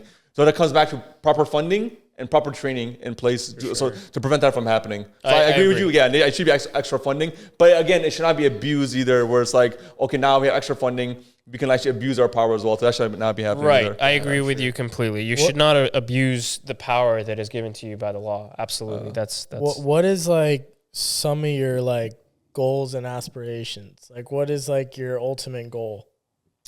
Ultimate goal, man, there's a couple of things. First of all, like I'm a first generation Pakistani here in the USA. Yeah. And I would say like 90 to 95% of my family's back in Pakistan. Mm-hmm. You know, I've been here since I was like 7 years old. I'm not even close to majority of them because I was born and raised there. You know, so I've been, I think, back one time. It was like maybe 16, 17 years ago. So I think being here, I feel like I have a responsibility and a duty to establish myself to the point where, you know, I leave a legacy and establish myself for my future generations. For me to live this life, only think about myself and banging the next chick and partying with my friends on a Friday night, it's, I think, disrespectful. So I cut that shit. I've done it before. I cut that shit out because it always leads to a dead end. It leads to like toxic thoughts, toxic habits, and you look like shit too. So I stopped that kind of stuff, right? So I think establishing a legacy, because if you look at some of the most successful and, you know, biggest companies in the world, look at say Goldman Sachs or JP Morgan Chase. Mm-hmm. These companies were started 100 or 200 years ago because a couple of guys were in a supermarket peddling loans to each other and charging each other interest and making like, you know, small loans. Fast forward 200 years, now they manage trillions of dollars in assets and they built such a big legacy that was passed on. Shout out to the Jews. Shout out, dude. They love money, bro. They have a lot of fucking money. A lot of money. They control half of Wall Street. They do. You know, they control half of Wall Street, so you can't really piss them off, you know. So, going back to your question, I think legacy, establishing a good foundation for my future generations, but I think also people around me having like a positive impact around my circle of influence or circle of friends, helping them. Because if I establish a legacy for myself and like my future generation to come, and also I help them also establish, you know, a positive foundation. So it's like Islamically, God-wise, it actually like God will help you along the way too. So I believe in like 120% of my heart. If you put good energy out in the world, if you help people, good karma. Big karma. It's karma. Because everything you're doing, I do believe in, like if you do the right things, good things will come to you. And I think if you do horrible things, I think God is watching at all periods of time. Like if you somebody's like told you, hey, we'll give you $2 million, but you have to lie about these things, certain things, and it'll give you, but nobody's gonna know about it. And then you do it. What's gonna happen is like God will know about it, and it's gonna come back and bite you in the ass in a couple of days, a couple of weeks, a couple of years. You won't know when, but it's gonna come back and bite you in the ass. So you have to like live your life doing good, and like, you know, sticking to the book and being close to God, and, you know, focusing on helping people and providing good value to the world. I feel like it's important to keep integrity in your life like that too, and help people around you. How have the people around you affected you, like on your journey up on social media and stuff like that? How important are your friends and business partners and stuff? And do you have a big friend group, or do you like to keep a small clique? Good questions, man. I have a pretty big network. I have a pretty big network. Then I have acquaintances, and then I have like a close circle of friends, which I can probably count on like maybe one hand. That's good. That's how it should be. That's how it should be. First of all, I don't have time. I'm really busy with all my daily routines. Most of my time I'm hanging out is usually like Friday nights, a couple hours with my homies, or maybe Saturday. And that's literally my whole social life. Or we might go to Thailand, or we might go to like, you know, Dubai with my couple of homies for vacation. Hong Kong. HK. Shout out Yos. But I think it's good. It's quality over quantity. It's or different quality over quantity. You want to, have like 5 diamonds, gems. If something happens to you, whether you're at the bottom or at the top, they're going to be there for you, just like a good spouse. Compared to having, like a couple thousand people kind of so like you because they want to have a good time with you. You're throwing a party and like they want to come hang out, but then like if shit hits the fans, which shit will hit the fans, and you're down and you fucking go bankrupt, which I have almost a couple times. Then it's like you see who the true people are, and they're talking shit about you and like pissing on you, and like the people that leave, you see black and white. I've cut off a lot of people, bro, in my life. Like a lot of people, I'm very cutthroat about people, cutting people off. They don't fit my like the values and morals and things I believe in, and but then not align with things I believe in. I'll cut them off really fast. Snaking and gossiping, which is one of my biggest pet peeves. Yeah, you see something in my face and you go behind, you tell another person like something else, and it always comes back around, and I hear about it too. That should happen. You're out of my fucking circle. Like no second chance. Snaking is like it's horrible. It's very common, and people do it. Has there been a situation that happened in your life that really exposed your friends that were in your close circle that made you realize, hey, maybe that's not a true friend to me? Yeah, back in I would say in Chicago, I had like a handful of friends. These probably like I would say 5-6 friends. One or two. There was one guy in particular. We were hanging out like pretty much every weekend, hookah lounges, shisha lounges. I was sharing really like personal stuff with them, right? And because I consider him like a younger brother, good friend. And then I would share some personal stuff, and then I think like a couple months into it or whatever, I would hear like the same thing from another person's mouth, and it was like, but it was twisted in a very negative way. And like I said, it always comes back around full circle every time. It comes back around. Because when you have a community of people, like friends, especially in our community, like the Muslim community, like everybody kind of knows each other sometimes, it always comes back around. And I was like, I literally trusted you with this, and you went and you told this person about this, and this person is like now has issues with me. When I told you this in confidence, that is like snaking stuff. I was ruthless. I cut that person off. You know what I mean? So because now when you're moving up in life, and that person is in the same position they were, like you're here and you're moving up, and they're in the same position they were here, because like their mindset hasn't changed. They're still the same snake they were before. There's a saying: you can take a rat out of the hood, but you can't take the hood out of the rat. It's true. Yeah. Like just like a girl, right? If a girl is a hoe, you can take a girl out of stop being a hoe. If she's a stripper, if you marry a stripper, after you marry her, she's gonna be a stripper, bro. She'll sleep around still. Yeah. You can't make a hoe a housewife. Can't make a hoe a housewife, dude. It's factual. It's true. And I bet I could though. Yeah, no, he could. Yeah. Hey, I was gonna ask you though, like OnlyFans. Oh, let's talk about that too.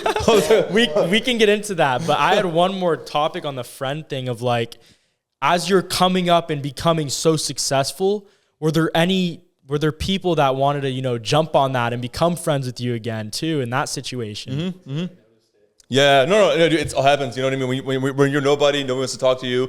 When you start coming with somebody, people like start doubting you, and then you make it to the top. Now everybody wants to become friends. It's true, bro. Like you got so many Instagram followers. I bet everyone just started like calling you when you came up. It's probably nuts. Dude, watch my stories, things like that. I followed a bunch of people, people hitting me up. Hey, bro, it's been like 5-6 years. How you been or whatever. Oh my god. And I'm like, dude, it's like when we were talking to you, you didn't really give a shit about me. You laugh at the stuff. What's this online marketing thing you're doing? This e-commerce stuff we're doing? What was this garbage you're doing or whatever? But they're laughing, bro. With their pathetic 8-to-5 job, they were like laughing at me. And then it's like I'm focused and like getting my shit done. And it's like, okay, well, you don't want to talk to me anymore? Cool. I'll continue building, brick by brick. And it's funny because I can relate to this too, because let's say I didn't post anything about what I did on social media. No one would really give a shit or know. But like when you start doing that, people start like being super weird. It's crazy how that works. But yeah, it's interesting. But that's why you look at celebrities, right? Celebrities in society have a certain status. Let's talk about like Kim Kardashian, right? From being a nobody, her dad being involved in O.J. Simpson trial, sex tape, to dating some like athletes and rappers, now to the level where like they have their own show, like they're top notch. Like she's marrying Kanye. That's a whole different can of worms. Her dad was a lawyer because he didn't want to be a witness in the trial. Mm-hmm. So that's a whole different can of worms. I totally knew he did it, by the way. Yeah, dude. So like I said, they have a certain status now, right? So like now it's like people look at they give an epitome. I don't give a shit about celebrities. I don't care. Nobody to me. Yeah. When you put somebody on a pedestal, like doesn't matter who it is, you give them power over you. automatically. Like if you put this person, anybody, like could be here, anybody, you want to put somebody in a pedestal. That's why I treat everybody equally. I don't care if you're here, I treat everybody equally. I don't care. As you should. Yes, you should. You know what I mean? Sure. When you put people on a pedestal, like then you glorify them and you give them power over you, which I don't like. That's just not the way I counter people. OnlyFans. That was a moment of silence there. I was waiting for that. No, but I wanna go back to something real quick. I wanna paint a man. little picture for you. You know, same thing what he said. Perfect girl, you like her a lot, but then you find out, oh, I have 150 bodies. What do? Look at the girl. 150 too much? Maybe that's like that's a lot, dude. 50. That's Even a lot. that's too. a lot, That's bro. crazy. Anything lot. over 5 What do you is do? haram. Like, I mean, how many mistakes can you make? Like, what the, you know, they 50, like even 50, like how many mistakes can you make? You know what I mean? Like at that point, you're just fucking around for fun. Yeah, but you don't know. But it's different from like the prostitution thing because she might have done that once at like a low No, point but in like, life. Yeah, back to but that's a different story. That's Wait, like you're saying like you're saying you meet a girl and then you get to know her a little bit and then you find out, like how long after do you find out? How would you take it?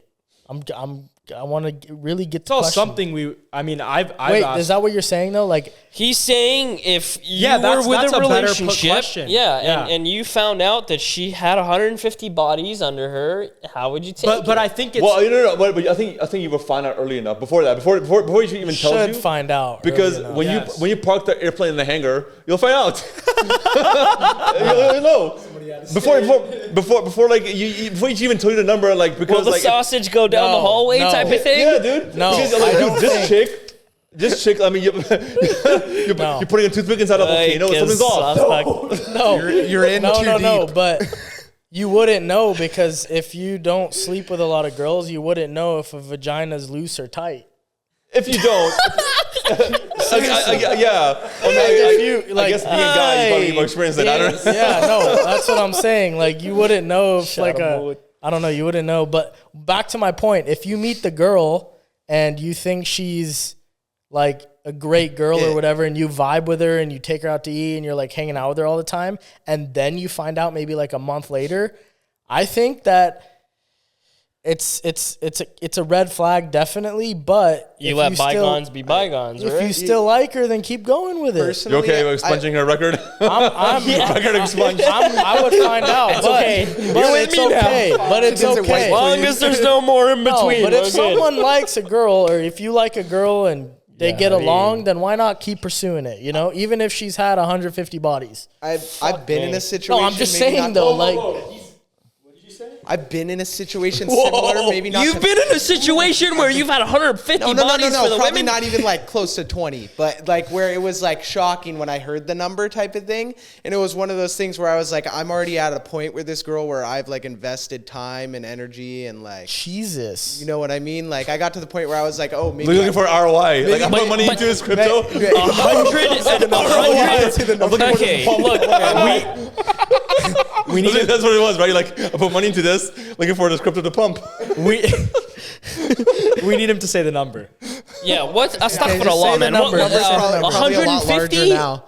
What? No, not 100. They're probably under 20, I'd say. Okay, that doesn't that's- Yeah, count. no. bad. But at the time, it bothered me, and I was already at a point where I was like, I like this girl. I want to invest time with this girl, right? Yeah. And it was something that I tried to overlook, but as time went on, it bugged me more. It's hard. I know. And So what did you do? And that was one of it. Was I mean, I got. Dude, I've been cheated on before. I've been cheated on in a relationship. I got cheated on before. You know what I mean? Because once that happens, it's hard to get it out of your head. It's impossible to look at that Did person you stay ever again. with that said You individual wake up after middle the of the night. cheating? It's like you go to use the bathroom and then just thoughts crosses your brain, and it's like, oh, like oh, it's like it makes you cringe. Like you're like, oh, Sure. you're like, And for me, it was like my counterpart would make me feel bad about it. You're insecure. You don't trust me. All this other stuff. I'm like, I don't trust you because the facts are laid out in front of me. they're black and white.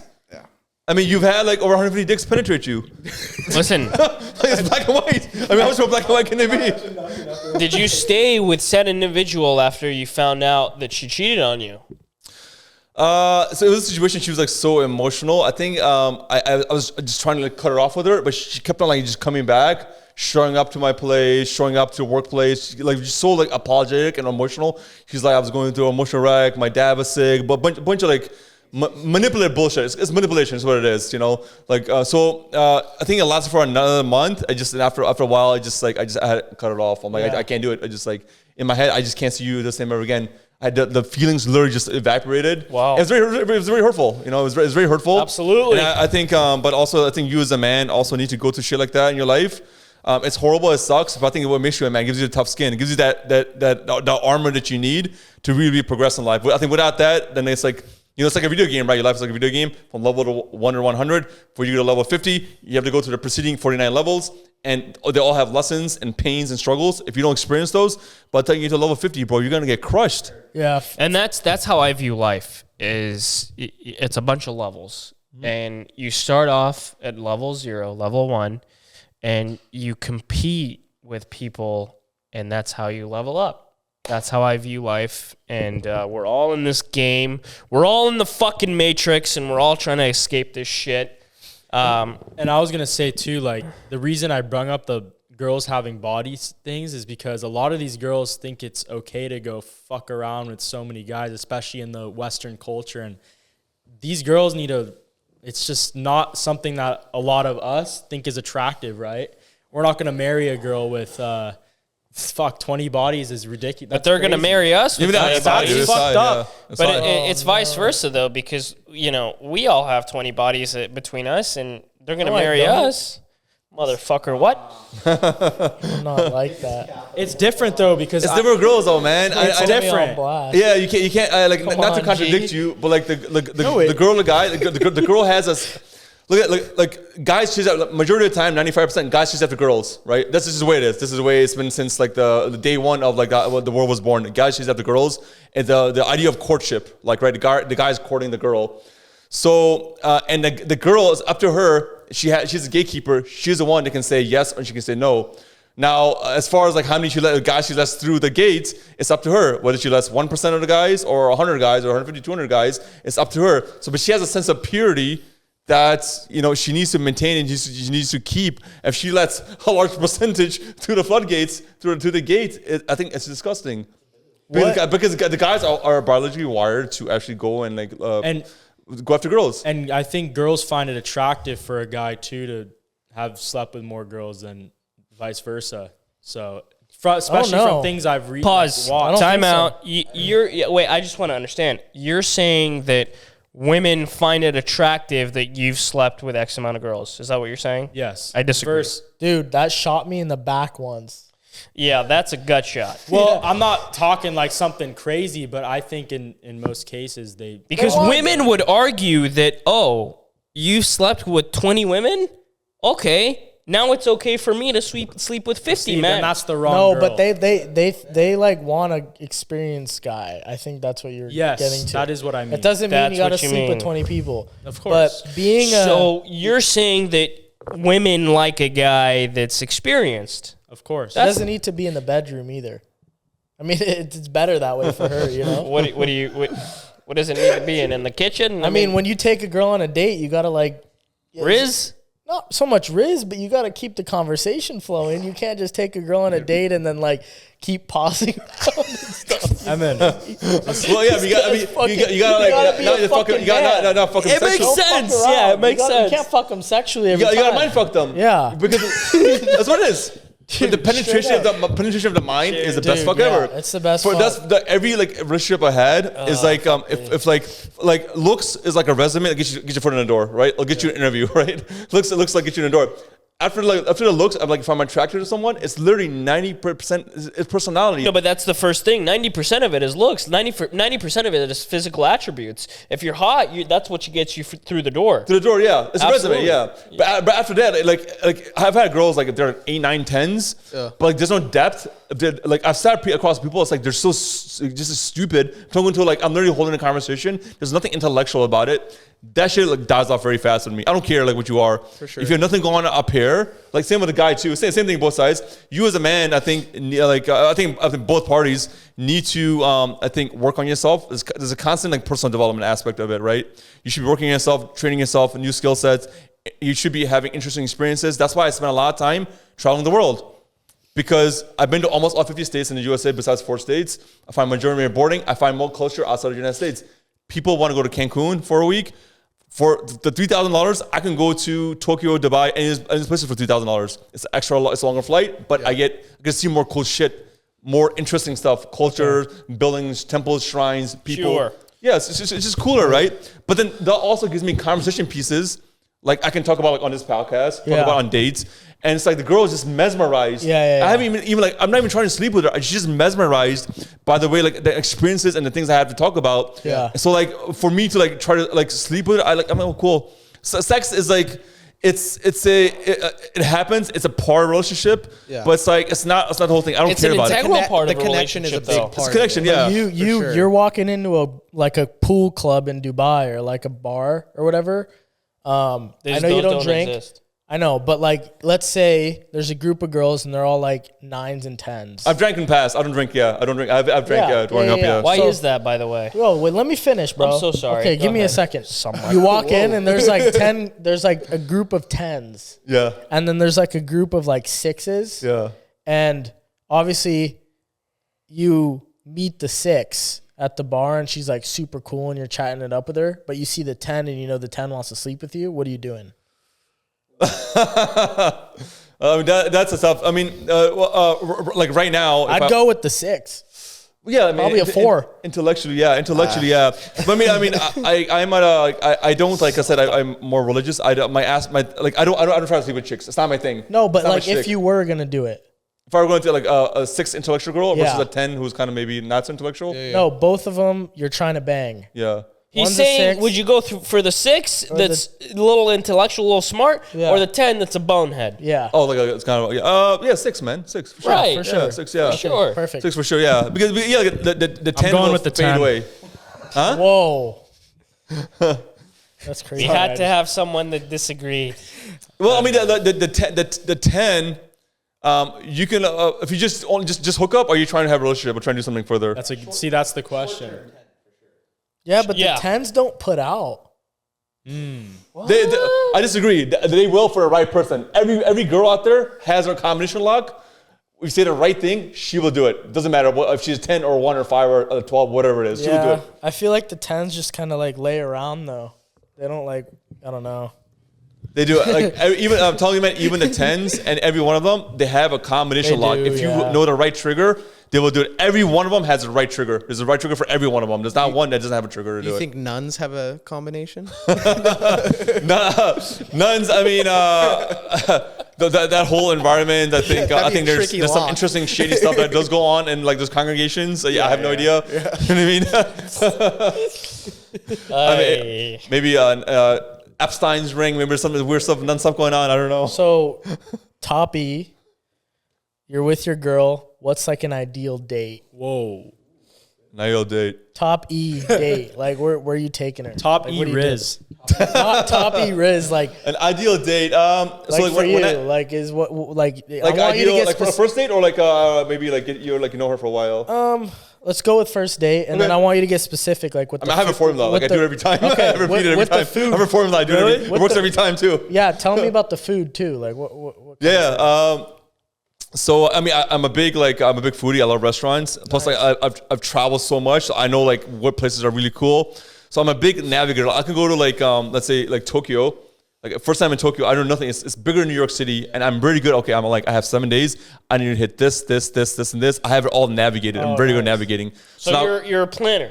I'm a planner. You're not a spontaneous guy. I'll do some spontaneously. So I'll do it in certain parameters. I'm like, okay, well, maybe this place is booked up. I have parameters. Like, okay, I have maybe these 3 or 4 places or 5 places. Within this parameters, I will choose maybe 2 of these places.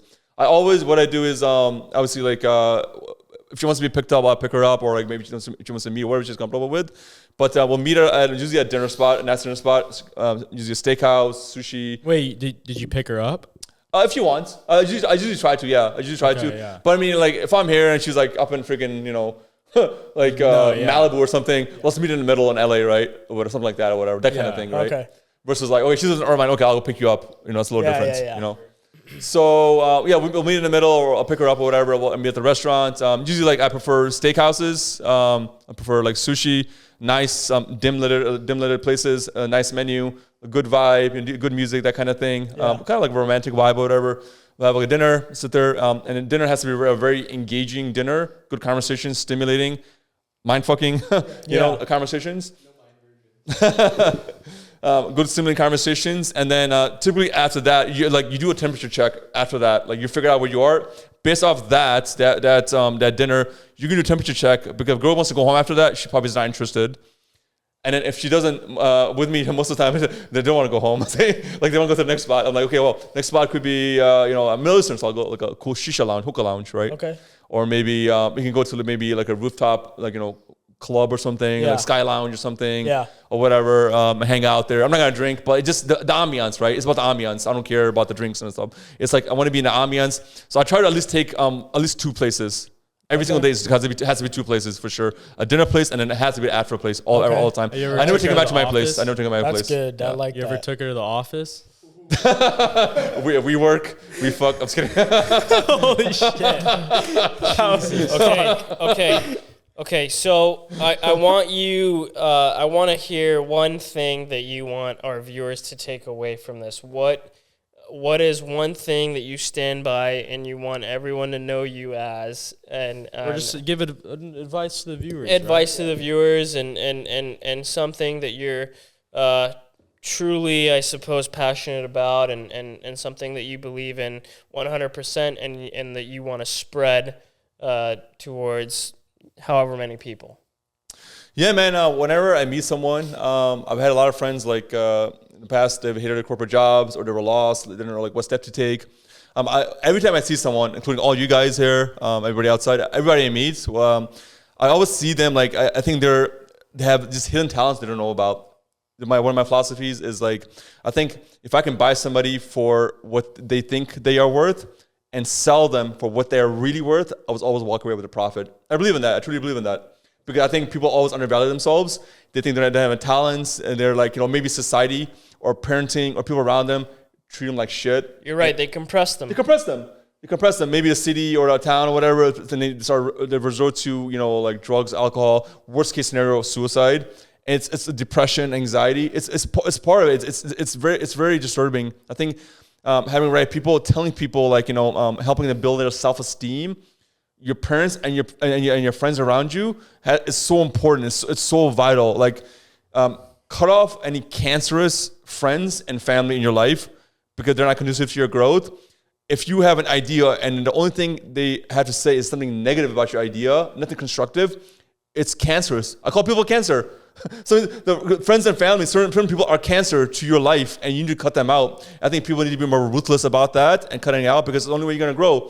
What we're trying to do is truly achievable in this life. You have one life to achieve, one life to do whatever you want. So you have to like go on and try your best, work hard, work out, stay fit. I think respect other people's opinions. I think travel the world and freaking take risks, man. I think the whole school system, again, like we were saying before, is a big scam. I feel like go out and find the right mentors, being around the right people. Look how you can impact people, because 90 to 95% of people, if you really push them, are going to be pretty chill. You have the 5-10% of the population are going to be assholes, no matter, because they're miserable, they're pricks, right? But like go out and build relationships, be good, create value. And just live your life to the fullest, man. Freaking make an impact. You are like worth more than you think you are. Every one of you guys is fucking super talented. It's just like you guys haven't realized it yet. A lot of people undiscovered talent. So that's what I say.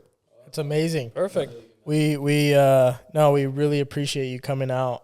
It's real. Thank you for for pleasure. coming And you sharing guys, your wisdom. maybe we'll do a Basement Talk Dubai collab. We'll all fly out Let's do it. together. Yeah. I was going to say we definitely need to do a part 2, because I feel like we talked about a lot of world topics, views, but we barely got into the business side of things. Yeah, So we that- can do another. We'll do have you another on episode. again, and I appreciate you that's for coming sure. on and 100%, let's do it. sharing your wisdom. And I shout love it. I enjoyed it. I hope you guys liked him, because he's a great guy. Shout out Zone Emmon's the Media. man. Thank you so much for all the equipment. Thank all you, the Kyler. production. Zone Media. Thank you, Kyler. Thank you, Zach. Zach, welcome back to the channel. Zach, it's been thank a you. couple episodes. It's been at least, I don't know, 2 I know, years? I've been out, but What, I'm did you have a back. heart attack Zach last is season? back. Or what was it? Honestly, I was just being a bottom-y, and I needed to be a top. Shut I brought it back, and we're back But, with a yeah. banger. There you go, episode. That Zach's was back. awesome. Thank you, Zach. Super awesome. Kyler, thank you so much. Thank you. Kyler, Shout out of Zill. course. Shout out to Ovace. Christian behind the scenes. Thank Behind you the so scenes, much. Christian. part We're of gonna the have Christian on in the next couple episodes. He's an amazing guy. He's Yeah. gonna be the man behind all the work. He's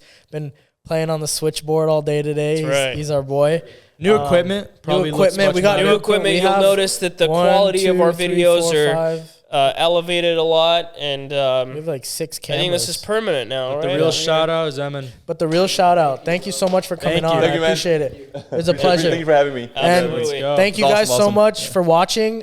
Please subscribe, hit the like button. We're a couple subscribers away from 100, right? I mean, we're trying to get to 100. We're doing really well. Okay.